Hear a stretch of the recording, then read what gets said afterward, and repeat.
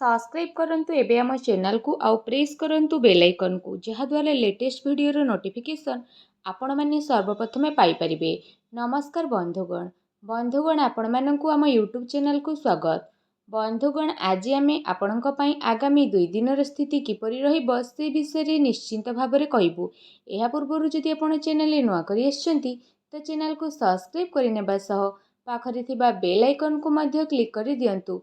जानिबा केउं सबु स्थिति रे आपणकु सावधानता अवलंबन करबाकू पड़िबो।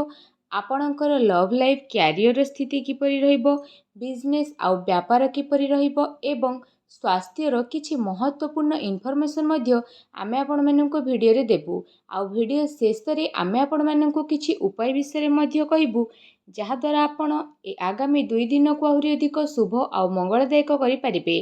फ्रेंड्स आगो को वीडियो आरंभ करिबा पूर्व आमर आपणकु रिक्वेस्ट कि जदि आमर ए चैनल आपण नुआ आछंती चैनल को सब्सक्राइब करंतु सांगरे नोटिफिकेशन बेल को भी ऑन करंतु जहाद्वारा समय समय रे सह नुआ नुआ वीडियो नोटिफिकेशन आपणकु मिलिबो। आसंतु जानिबा किपरि रहिबो आपणक पई विशेष भागरे आगामी ए 2 दिन। सबुठारु प्रथमे जानिबा कि कौन आपणक पई ए दिन रे विशेष भागरे पॉजिटिव रहिबाकू जाउछि। जदि हमें कहिबा आपणकर प्रयास आपणकु भल सफलता प्रदान करिबो। जदि आपण राजनीति रे विश्वास रखिछंती तो ए समय रे प्रयास करि परिबे आपणकु सफलता प्राप्त हेबो। संतान पक्ष अनुकूल रहिबार संभावना विशेष भाबरे बनुछि। आपणकु विशेष भाबरे अचानक धन प्राप्तिर अवसर मध्य प्राप्त हेबो। एथिरे आपणकर भाग्य भल साथ देबो। ता सहित जदि कहिबा आपणकर प्रति कार्य सरलतार पूर्वक संपन्न हेबो। कौनसी मनोहर स्थल रे प्रवास मध्य आपणकर होई पारे।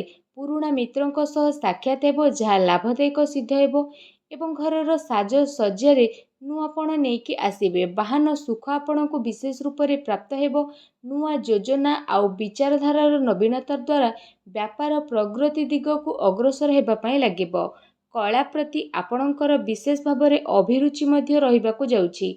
आपणकर अनेक इच्छा तो पूरण हेबो जहाद्वारा आपण प्रसन्नचित मध्य रहिबे एवं बहुत समय अटकी थिबा कौनसी योजना मध्य पूर्ण होई जिवो जहाद्वारा आपणकु बहुत भल धनर लाभ हेबो एवं जहाद्वारा आपणकर मन बहुत अधिक प्रसन्न रहिबो। आपण घर परिवार आउ संतान मामला रे आनंद आउ संतोष भाव मध्य अनुभव करिवे। ईश्वरंकर आराधना जॉब एवं आध्यात्मिकता आपणकु शांतिर अनुभव करैबो। कार्य क्षेत्र रे निजर परिश्रम द्वारा सफलता पाइबे आउ यार फलस्वरूप आत्मविश्वास मध्य बढ़िबो। मन उत्साहित रहिबो। कार्य क्षेत्र रे सब कार्य सफल हेबो।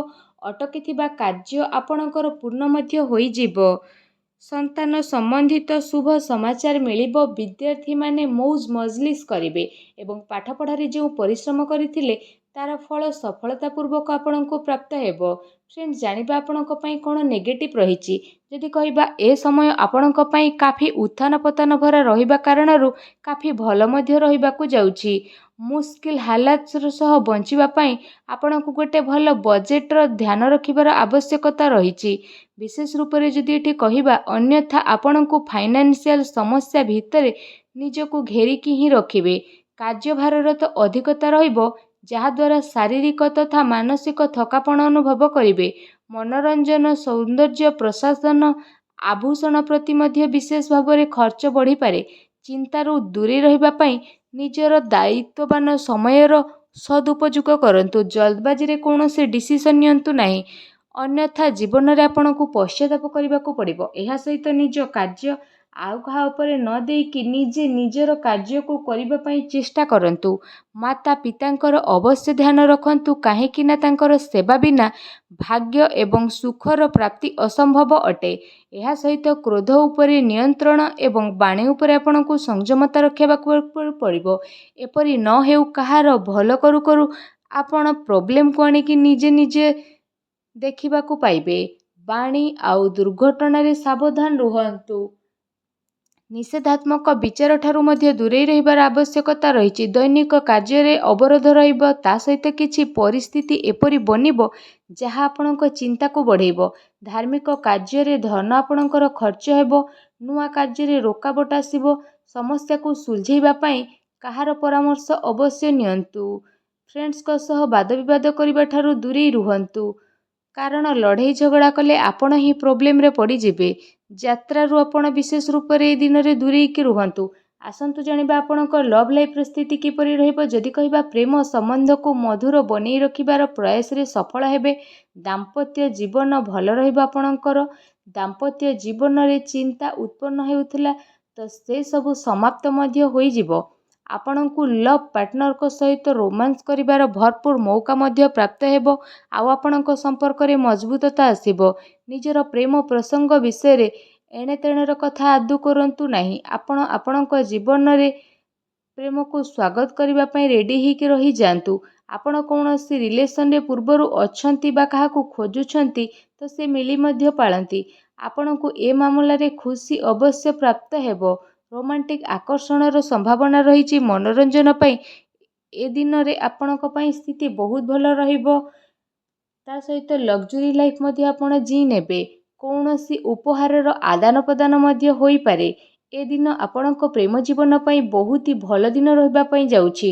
ଆସନ୍ତୁ ଜାଣିବା ଆପଣଙ୍କର ବ୍ୟବସାୟ ଏବଂ କ୍ୟାରିୟର କିପରି ରହିବ। କାର୍ଯ୍ୟଭାରର ଯେହେତୁ ଅଧିକତା ରହିବ କିନ୍ତୁ ନିଜର ପ୍ରୟାସ ଦ୍ୱାରା କାର୍ଯ୍ୟରେ ଆପଣଙ୍କୁ ସଫଳତା ପ୍ରାପ୍ତ ହେବ।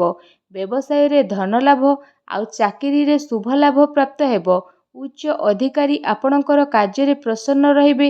ପ୍ରପର୍ଟିରେ ନିବେଶ କରିବା ଲାଭଦାୟକ ହେବ ଏବଂ କାର୍ଯ୍ୟକ୍ଷେତ୍ରରେ ମାହୋଲ କାଫି ଆଚ୍ଛା ରହିବ। ବ୍ୟାପାର ବ୍ୟବସାୟରେ ଆପଣଙ୍କୁ ସଫଳତା ପ୍ରାପ୍ତ ହେବାର ବିଶେଷ ରୂପରେ ଯୋଗ ବନୁଛି। ଆର୍ଥିକ ଲାଭ ପ୍ରାପ୍ତିର ରାସ୍ତା ମଧ୍ୟ ଖୋଲିଯିବ।